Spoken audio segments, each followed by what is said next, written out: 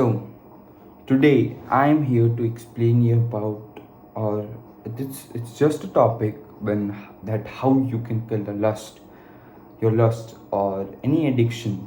So, here when I say lust, it's me. The lust means something, a strong feeling or a desire to have something, and it can be a porn addiction, it can be phone addiction, it can be lust. So here basically I'll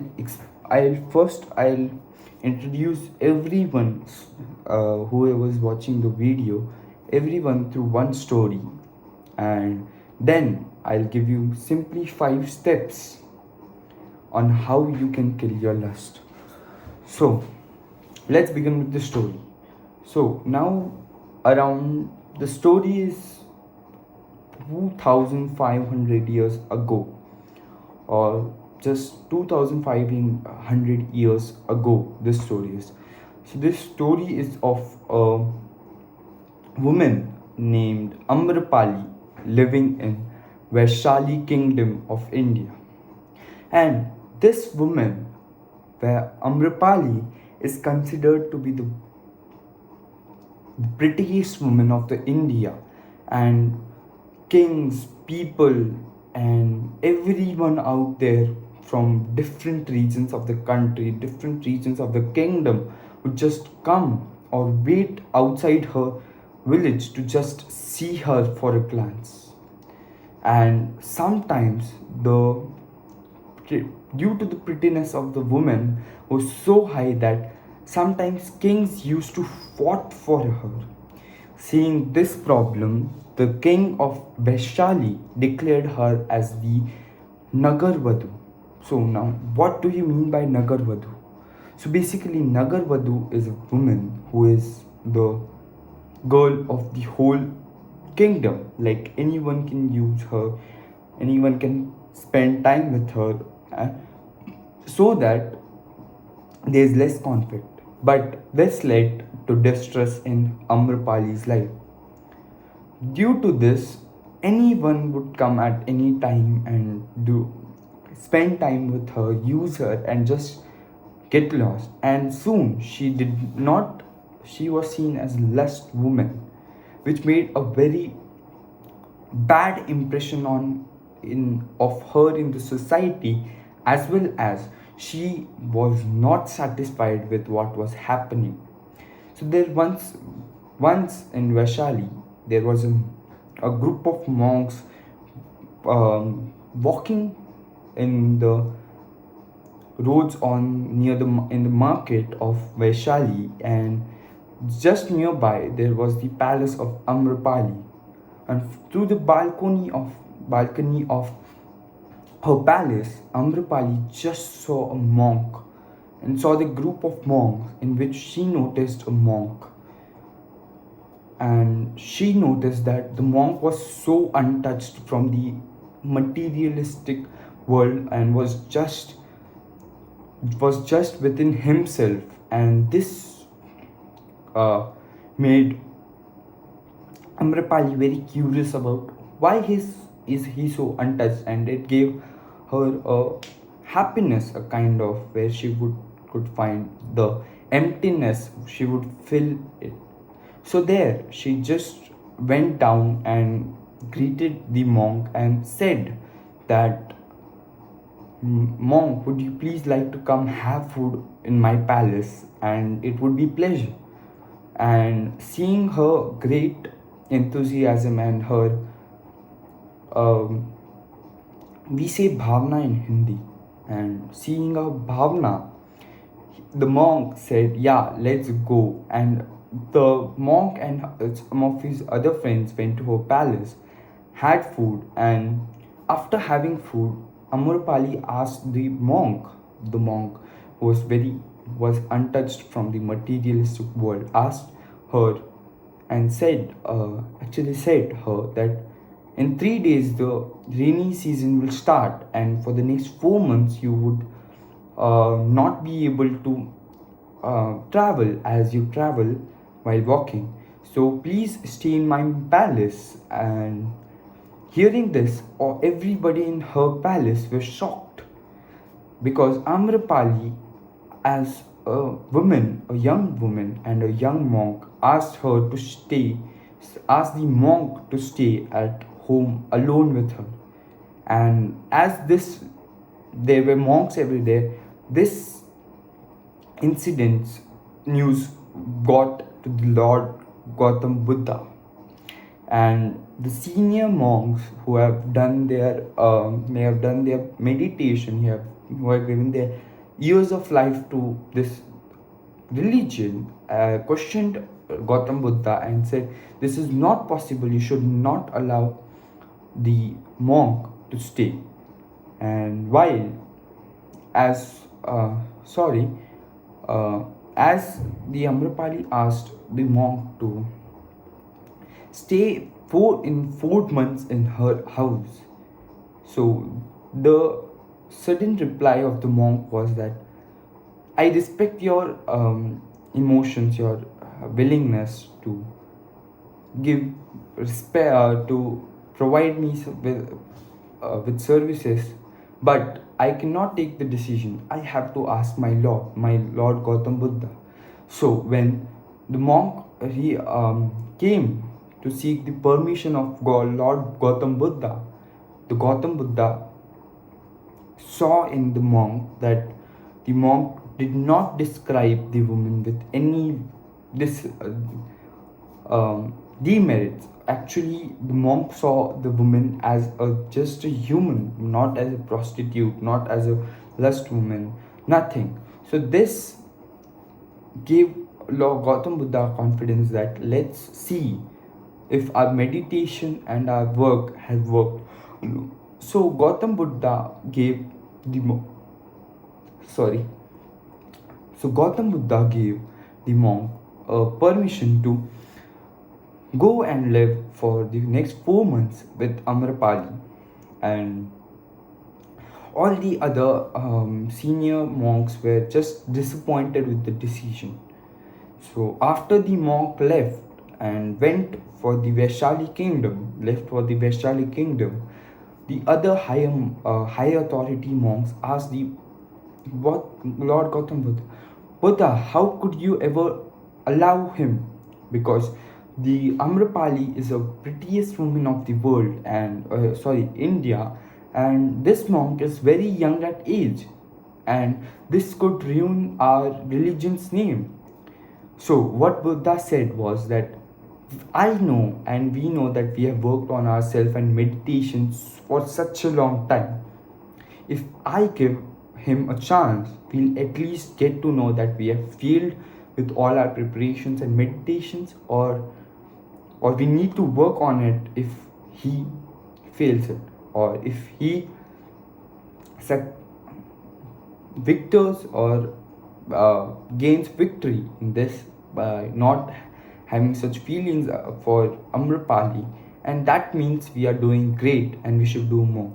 So now, after 3 months, all the monks, senior monks, or the big senior monks have lost their hope and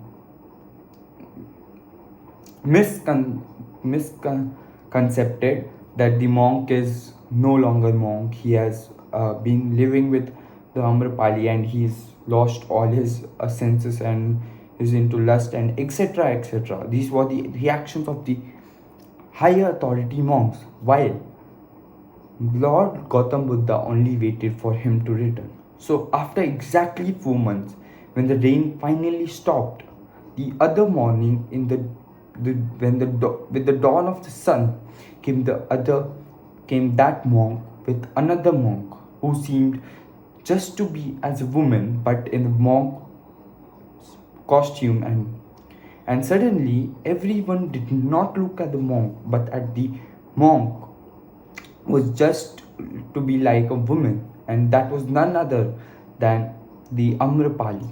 So after seeing this, Gautam Buddha and everyone else were in shock. How could he do it? And everyone had their questions. So the monk sat and said, during these 4 months of my living, with Amrapali, I've experienced 5 different steps, and I have come up with 5 confessions of each stage of solution. So let me explain you these 5 steps with the context of the story. So the first thing is self-awareness. So what do you what do you mean by self-awareness?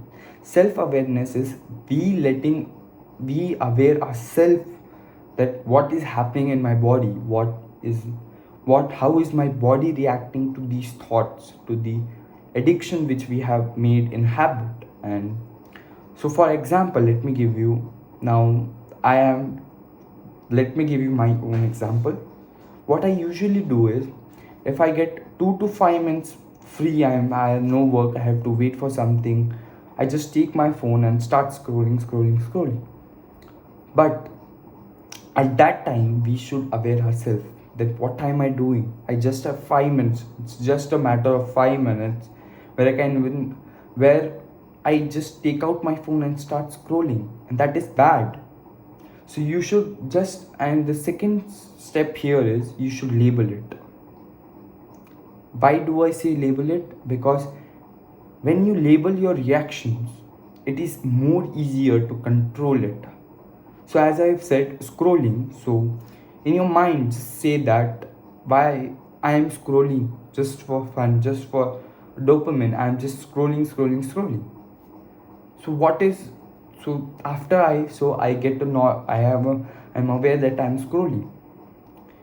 Then we come to the next step. Do not suppress your feelings. Okay, so coming here now, for example, when I say do not suppress your feelings is nothing but, for example, let's take a lust example. When you get a feeling of lust or you desire to watch porn, so just don't think about it. If I say you don't think about it, it will be, the more you think about it, it will create a situation when you make a decision to not think about that thing, that emotion, that thought, then the brain thinks more about it. So do not suppress your emotion. Let me give you an example. Then if a firecracker is ignited, can you stop it with your hand? No. If you stop it, your hand will you will hurt yourself. So now coming to the third step. Instead to fight, start redirecting your emotions, your thoughts. So now what do I mean by redirecting? Now what the monk said is, instead of suppressing your feelings, or instead of saying your mind, don't think about it, no, this is wrong, instead you say this, you just redirect this thing. For example, now you have thought of watching phone, you are capable, you have energy in yourself that you can scroll reels, you can scroll shorts. But instead of that, put that work in something valuable that will help you add value to your life, like workout, like read some book, read some novel, some novel, some reads, or play chess, or spend time with your family. That is what is redirecting. Give your that energy to the specific thing that will help you in future also, that will add value to your life, or learn some skills. Now the fourth step, change the meaning. Now change the meaning is just change the perspective of how you see the thought. Just change. Okay, now for example, I say you keep scrolling, right? Now you see scrolling as, yeah, I laugh, I enjoy watching reels. But now what if you change your perspective, that if I scroll, I waste my valuable time. And if you value your time, that is the worst thing you do. And instantly Or for some things you can make the intention so worse, make the meaning of intention so worse, the thought intention behind the thought so bad, so worse, that you feel ashamed of doing that itself. Now, going for the fifth point, don't kill the energy, give it a purpose. So, like for example, now here the monk did not kill their energy. Instead, he, the monk, start listening to the thoughts of Amrapali, starts or heard the feelings, um, the nature, the story of the Amrapali, and redirected her, as I've said about redirected, and gave her a purpose. The purpose was meditation and giving your life to meditation, calmness, and all. So you can, as I know, nor energy is created, nor no mass is created nor destroyed. Same, it is same with energy. If you kill the energy, it will obstruct you, it will kill you more and more inside and inside, and you will feel very distressed. Instead, give it a purpose. Become the master of flow. Or you can, while you have these thoughts, you have a desire, you have wants, you are lust, you are not controllable, you, it's that state of mind, that about that thought.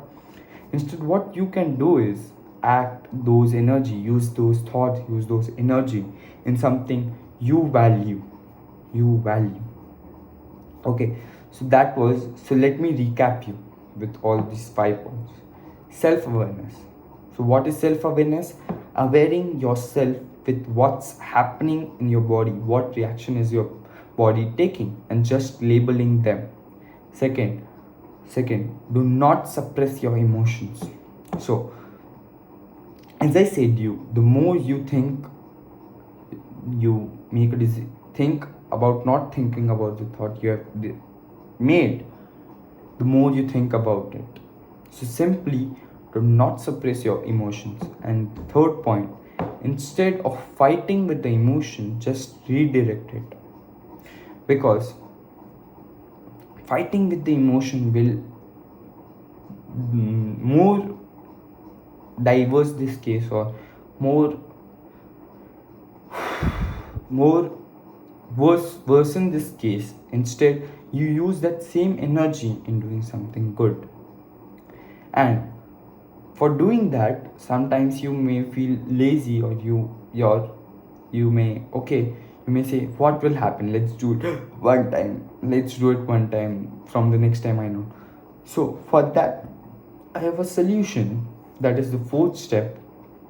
Change the meaning of the thought. Change the meaning of the intention of the thought you have received. Make the intention so worse, so bad, so vulgar, that you feel so ashamed of yourself on doing that thing. Now the last step is, don't kill the energy. Now, as you have self-awarened yourself, you have won on your emotions, you have redirected it, you have made the intention so worse, so vulgar, that you do not feel doing it. Now what do we do about that thoughts and energy? So we simply give it a purpose which will help you in further in life. So thank you. This was the video on how to kill lust or addiction of something that is bad for you. Thank you, and please try to take down these steps in your life which will help you in further, and stay tuned for the updates, further updates. Thank you. Bye.